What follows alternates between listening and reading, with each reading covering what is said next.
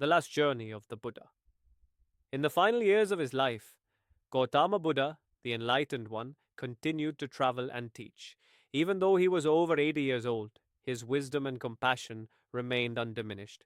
His followers, both monks and lay people, gathered to hear his teachings, knowing that his time in the world was drawing to an end. One day, while traveling with his disciples, the Buddha reached the small town of Kushinagar. There he accepted a meal offered by a kind blacksmith named Kunda. Shortly after eating, he became ill. He understood that his body was failing, but he showed no distress.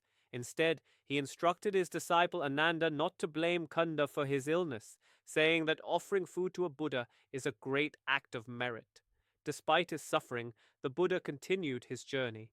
When he reached a grove of sal trees, he lay down on his right side between two trees, preparing for his final moment. As the trees blossomed unseasonably and a gentle breeze passed through the air, his disciples gathered around him, weeping softly.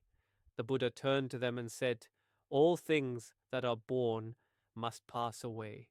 Work diligently for your own liberation." These were his last words.